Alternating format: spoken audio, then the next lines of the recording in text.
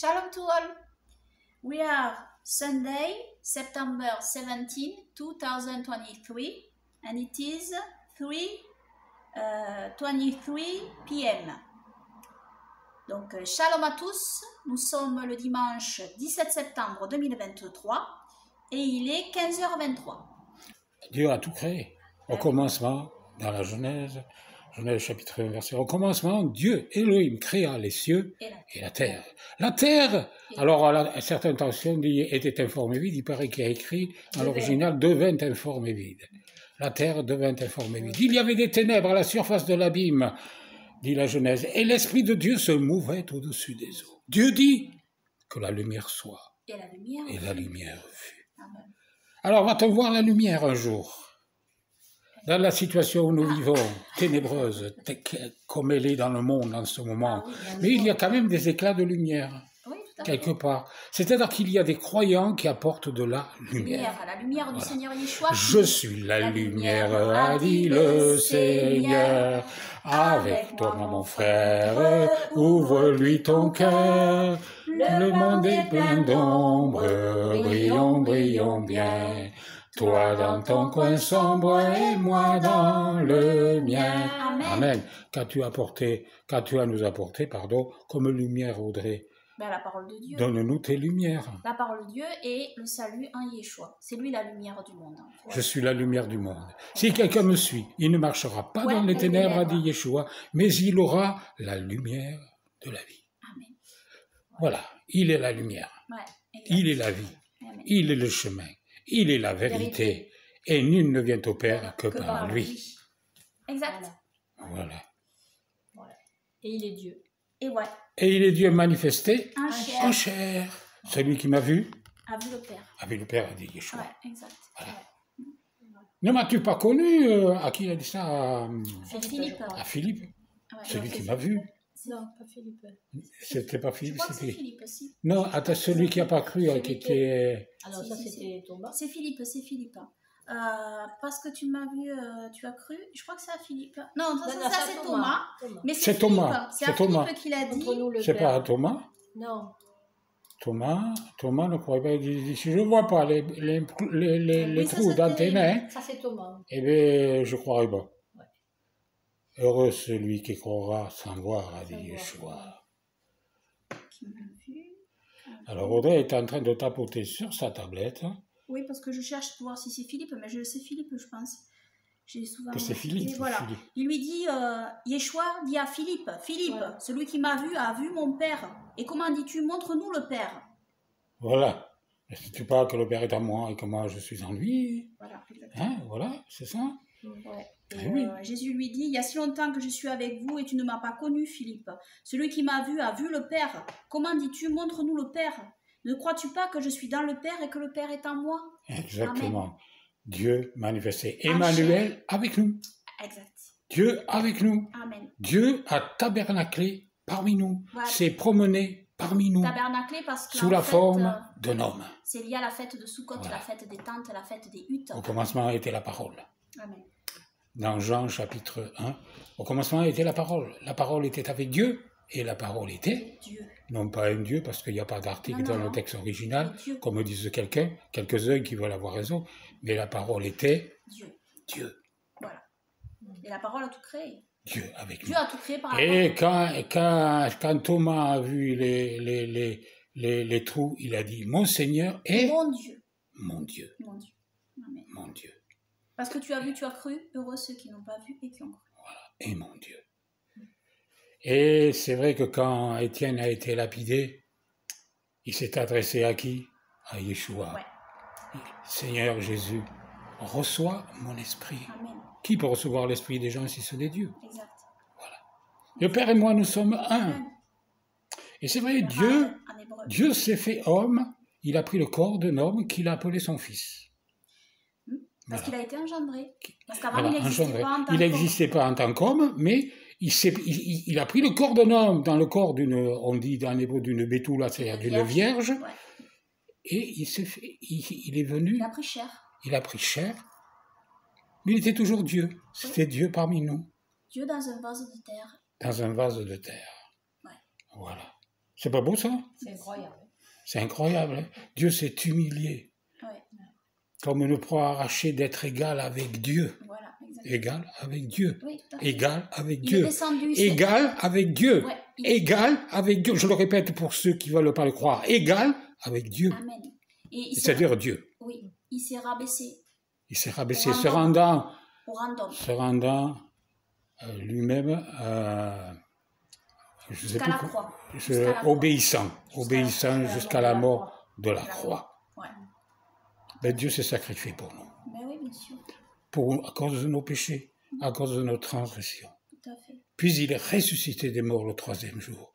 Il est monté au ciel, il s'est assis à la droite de Dieu. Alors il s'est assis à la droite de Dieu le Père, vous voyez, ils sont deux. Oui, mais alors, parce que la droite, en hébreu, la droite, c'est la puissance de Dieu, en fait. Voilà, il y a toute une étude de Ruth israélite, Audrey, sur son forum, assis à la droite, et elle vous expliquera, si vous avez tapé dans le forum, sur le forum, il n'y a qu'un seul trône, forum pro, messianique pro.fr, un truc comme ça, et vous allez voir son étude sur la signification de assis à la droite. Exact. Parce que la droite, ça signifie quelque chose. C'est la puissance de Dieu, c'est la main de Dieu, c'est la droite de Dieu, c'est le bras de Dieu. Elle explique tout ça avec l'hébreu, hein, c'est ça? Oui. Voilà. Et en fait, il y a un seul trône, celui du Père. Voilà. Mais ce qu'il y a, c'est que... Assis. Alors, il y a un verset qui dit « Assis sur son trône avec mon Père ». Oui, tout à fait. Donc, ils sont ensemble sur le même trône, le verset dit. Ouais, c'est clair, là. Et Dieu a vaincu le monde. Dieu a vaincu le monde. En fait, en relevant l'homme. C'est-à-dire, par Yeshua, il a réparé le péché d'Adam à l'origine. C'est-à-dire, c'est par l'homme que Dieu a relevé le monde et sauve le monde. Il y a le premier et le second Adam. Voilà, le second Adam, c'est Yeshua. Exactement. Il est revenu, il a fait ce qu'aurait dû faire le premier Adam, c'est-à-dire ne jamais pécher. Voilà, il a échoué. Le premier Adam a échoué. Et le deuxième a réussi. Voilà, parce que c'est Dieu incarné en chair. Et Dieu, donc, en se faisant homme, relève le rang de l'homme à la place où il n'aurait jamais dû descendre, quitter, en fait. Et il répare. Yeshua, c'est vraiment la réparation de toute l'humanité, en réalité. Parce que Adam n'était pas destiné à chuter. Hein? Adam a été créé à l'origine à l'image de Dieu et il n'est pas destiné à chuter. Voilà, mais bon, il a chuté. Il a été tenté et Yeshua a été tenté aussi. Exactement pareillement. Et il n'est jamais tombé. Exactement. Il n'a pas chuté. Exactement. Voilà. Ouais. Et alors, oui, vas-y. Voilà. Et alors, moi, penser à quelque chose. Que dit Dieu? Il dit, je suis l'alpha et l'oméga. Le commencement. Le commencement, enfin, le premier et le dernier. Attendez. Et ça, c'est un passage qu'on retrouve dans Ésaïe. Oui. Et dans Ésaïe, c'est Dieu qui parle, qui dit la même chose. Et il dit, et hors moi, il n'y a point de Dieu. Et hors moi, il n'y a point de Dieu. Et que dit Yeshua? Il dit exactement la même chose. Oui, tout à fait. Je suis le premier et le dernier. Le commencement et la fin. L'alpha et l'oméga. Attendez, il peut pas y avoir deux premiers, deux alpha et l'oméga, deux premiers. Non, il n'y en a qu'un. Alors Yeshua dit la même chose que son Père. Je suis le premier et le dernier. Le commencement et la fin. Le Père dit, je suis le premier et le dernier. Ah, qui c'est le premier et le dernier là? Il y en a un qui... Si on suit le raisonnement de ceux qui ne croient pas ça, mais ça colle pas. Alors le premier et le dernier, c'est la même personne, Yeshua et Dieu. Voilà. C'est pour ça qu'à la fin des vidéos, je dis Yeshua est Elohim. Mais bien sûr, il y en a qui ne sont pas d'accord. Ils disent, vous blasphémez. Voilà, parce que vous dites que Yeshua est Dieu. Mais non, on ne blasphème pas. Ceux qui blasphèment, ne vous en déplaise, c'est ceux qui disent l'inverse. Exactement. Voilà. Si vous ne croyez pas ce que je suis, dit Yeshua, c'est-à-dire que je suis Dieu manifesté en chair, vous mourrez dans vos péchés. Vous mourrez dans vos péchés. Parce que nul ne peut être sauvé s'il nie la divinité de Yeshua, de Jésus-Christ. Yeshua est divin. Pourquoi? Parce qu'il est sorti de Dieu. Exact. Il explique ça aux pharisiens. Et il est Dieu. Ouais, il explique très bien. Il a dit, et pourquoi l'ont-ils condamné? On ne te condamne pas. Il dit, parce que tu dis que tu es Dieu, on te condamne. Ils avaient très bien compris ce qu'il disait. Ils avaient très bien compris ce qu'il disait. Pour eux, c'était clair. Yeshua disait qu'il était Dieu, alors ils l'ont condamné pour ça. Parce qu'ils disaient, tu ne peux pas être Dieu, tu es un homme. Mais Yeshua disait, non, c'est pas vrai, je suis Dieu. Et puis, dans le corps d'un homme. Dans le corps d'un homme. Et ils l'ont condamné pour ça. Il a dit, qu'est-ce qu'il a dit avant qu'Abraham fût? Je suis. Je suis. Voilà. Et je suis, c'est le nom de Dieu que Dieu a donné à Moïse. Tu diras au peuple, celui qui s'appelle « Je suis ». Oui, tout à fait. Et Yeshua a dit « Je m'appelle Je suis ». Oui. Alors là, il y en a qui te diront, oui, mais c'est en grec, etc. Oui, c'est en grec, etc. Oh, mais c'est quand on ne veut pas croire, pour tirer les cheveux et les couper en quatre, il y en a qui sont doués. Il y a tellement d'autres versets qui disent... prouvent que Yeshua dit qu'il est le Père et qu'il est Dieu. Oui. Bon, après, il y a l'histoire de la Trinité, tout ça. Bon, moi, j'explique tout ça, hein, d'accord? J'ai expliqué tout ça, la Kabbale et le Messie divin, que Dieu est Érad. Donc, moi, je dis une chose, ceux qui croient à la Trinité, c'est beaucoup moins grave que ceux qui disent que Yeshua n'est pas Dieu. Ouais. Bon, il y en a qui croient à la Trinité. En fait, croire à la Trinité ou ne pas croire à la Trinité, croire juste que Dieu est Érad, bon, pour ma part, la Trinité n'est pas biblique, c'est-à-dire que la Trinité telle qu'elle expliquée dans le christianisme, c'est-à-dire, il y a eu des divisions dans le christianisme sur la Trinité, etc. Des divisions complètement inutiles et futiles en réalité. C'est ridicule. Se diviser au niveau du dogme à ce point et traiter les autres d'hérétiques et tout ça, parce que les gens intellectualisent tout ça avec leur tête, c'est stupide. C'est stupide de ces guerres qui ont divisé... à ce sujet-là, ça a été horrible, quoi, en fait. Ça a été horrible, des excommunications, excommunions, on dit excommunications, ouais. Et, de la part des catholiques. Oui, voilà, de la part des catholiques, et puis de la part d'autres églises aussi, oui. Enfin bon, bref, ça a été vraiment la grosse guerre, on va dire, pendant des années, des siècles peut-être. Donc bon, c'est ridicule parce que tout ça, c'est l'intellect humain qui essaie d'expliquer le mystère de l'incarnation de Dieu, en fait. D'accord? Parce qu'il y a des choses, c'est vrai, qui relèvent du mystère. C'est vrai que tout n'est pas non plus compréhensible pour notre raison, oui, en fait. Et on essaye d'enfermer Dieu dans une boîte et d'expliquer les choses, etc.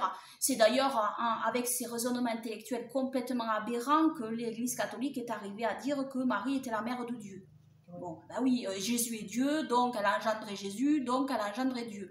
Bon, avec ce genre de raisonnement ridicule, vous arrivez à dire n'importe quoi. Comment peut-elle être la mère de Dieu alors qu'elle n'était pas née avant Oui, non, mais voilà. Après, et c'est Dieu qui a créé Marie. Non, mais on peut tout renverser. C'est absurde. Non, mais on peut tout renverser. Mais comme Jésus est Dieu, ils te diront elle est la mère de Dieu. Donc, vous voyez, quand on finit par raisonner... Mais Dieu existait avant de venir sur Terre. Elle ne peut pas être sa mère. Exactement. Elle n'a pas créé Dieu, Marie. Exactement. Hein? Mais bon, c'est facilement renversable, tout ça. Mais c'est l'intellectualité. Les gens qui intellectualisent trop en fait les choses, ils arrivent après avec des dogmes qui sont faux à l'arrivée, d'accord? En fait, moi, bon, en fait, la Kabbale juive, alors il faut prendre ce qui est bon dans la Kabbale juive et laisser le reste, d'accord? Mais il y a une Kabbale, une mystique juive qui relève, qui date de très très longtemps, hein. Et les apôtres connaissaient ça, les juifs, les israélites connaissaient cette science, cette sagesse, cette mystique qui explique le domaine spirituel de toute la Torah, de tout ce qui est caché dans la Torah, parce qu'il y a beaucoup de choses qui sont cachées. Et avec l'hébreu, c'est vrai qu'il y a beaucoup de révélations, beaucoup de révélations. Derrière l'hébreu, c'est pour ça que la Torah, il faut l'étudier en hébreu. Parce que si vous l'étudiez en français, si vous ne faites que l'étudier, si vous voulez en français, etc., ben vous ratez beaucoup de choses. Ceci dit, bon, passez son temps aussi à étudier, vous pouvez passer aussi votre temps à étudier la Torah, l'hébreu, etc., de manière juste intellectuelle, comme le font les rabbins avec le Talmud, etc. Bon, ils lisent plus le Talmud que la Torah en réalité, ils étudient plus le Talmud que la Torah. Et bon, ça sert à rien non plus parce que c'est sans l'Esprit de Dieu. Parce que toutes ces choses-là, il faut bien comprendre que c'est l'Esprit Saint de Dieu qui vous les révèle aussi et qui vous aide à les comprendre. Mais vous n'êtes pas obligé non plus d'y mettre tous les mots et toutes les explications intellectuelles pour habiller tout ça. Ce sont des révélations. Kabbalah, ça veut dire révélation, ça veut dire ce qui vient de Dieu, ce qui est révélé, ce qui est dans le monde caché, dans le monde spirituel. Il y a énormément de choses qui ne sont pas écrites noir sur blanc et que vous ne comprenez pas forcément intellectuellement, d'accord? Donc, bon, ça sert à rien de s'étaler. Alors moi, je dis ceux qui croient à la Trinité, c'est pas bien grave, ou ceux qui croient à la dualité aussi, etc. Parce qu'il y en a qui croient que Dieu est seulement 2, d'autres 3... Et d'autres comme moi qui comprenons, hein, bon, moi je suis arrivée à cette conclusion intellectuelle donc, que Dieu est Érad, un, donc selon l'hébreu, c'est-à-dire il se manifeste de manière différente. D'accord? En plus, il y a les mauvaises traductions parce que. Voilà, exactement. Second, je crois, c'est dans Matthieu. Mais pour moi, il n'y a pas de Trinité dans la Bible, qu'on soit clair. Ah oui, au nom du Père, du Fils et du Saint-Esprit. Mais ça y est dans le texte uniquement de Matthieu en grec, à la fin du texte Matthieu en grec, quand il dit baptisez-les au nom du Père, du Fils et du Saint-Esprit. C'est la seule référence qu'on a, mais on a la preuve que cette référence-là a été rajoutée tardivement. D'accord? Oui. On a cette preuve-là, on a même le pape Benoît XVI qui a dit que ça a été rajouté. Oui. Il a dit que dans l'origine ça n'y était pas. Donc même lui, là, le reconnaît en tant que pape. Oui. En fait, et dans le texte hébreu du Shem Tov, ça n'y est pas. D'accord? Le texte hébreu du Shem Tov qui est un texte, à mon sens, le texte le plus proche du Matthieu original en hébreu. Parce qu'on sait que Matthieu, l'évangile de Matthieu a été écrit à l'origine en hébreu. Voilà. Tous les évangiles? Non, alors, je ne dis pas tous les évangiles, je dis Matthieu. On sait que Matthieu a été écrit en hébreu. Après, les autres évangiles, c'est pas sûr. On ne sait pas précisément. D'accord? Il y a aussi l'araméen qui a circulé. Mais le grec, il faut savoir que c'était comme l'anglais aujourd'hui. Donc, en fait, c'était la langue internationale la plus parlée à l'époque. Donc, c'était normal que les textes à l'époque des apôtres aient été traduits en grec. C'était comme l'anglais aujourd'hui, c'était très répandu. Donc, pour que les gens comprennent un maximum et aient accès à un maximum, c'était la langue universelle, on va dire. Mais ça ne veut pas dire que ce n'était pas traduit dans d'autres langues aussi, en fait. Mais le Matthieu, on sait que c'était en hébreu à l'origine. Et là, je dévie un peu. Mais sur la Trinité, c'est vrai que c'est pas grave, en fait. Moi, j'ai cru à la Trinité aussi, ça n'enlève rien, en fait. Ce qui compte, c'est qu'on croit que Yeshua est Dieu, c'est-à-dire que Dieu a pris chair, s'est fait chair, est venu en tant qu'homme, il est devenu homme. Donc Yeshua est Dieu et homme aussi. Il ne faut pas nier non plus l'humanité de Yeshua, parce qu'il y a aussi de fausses doctrines sur ce point. En fait. Voilà, il y a des fausses doctrines partout en fait. Donc c'est très important de rester au plus proche de la Bible sans essayer d'aller au-delà avec des explications intellectuelles, etc., qui vont aller dans des dogmes. Et ça ne sert à rien parce que ça va diviser, ça ne sert strictement à rien en réalité. Voilà. C'est tout ce qu'il y a à retenir en réalité. Et en fait, c'est pas très compliqué. Ce qui ressort de la Bible, c'est que Yeshua est Dieu et que c'est Dieu qui s'est fait chair, voilà, qui est venu en tant qu'homme, qui a habité un corps d'homme par son Esprit Saint. Voilà. Parce qu'il y en a qui séparent, qui disent l'Esprit Saint est une autre personne de Dieu. Mais non, en fait, l'Esprit Saint de Dieu, c'est pas une autre personne de Dieu, c'est Dieu le Père lui-même. En réalité, c'est son souffle. Comme vous avez votre propre souffle à l'intérieur de vous, qui est votre esprit, pouvez-vous séparer votre esprit de vous, de votre personne, de votre âme? Non. Pourtant, votre esprit peut quitter votre corps.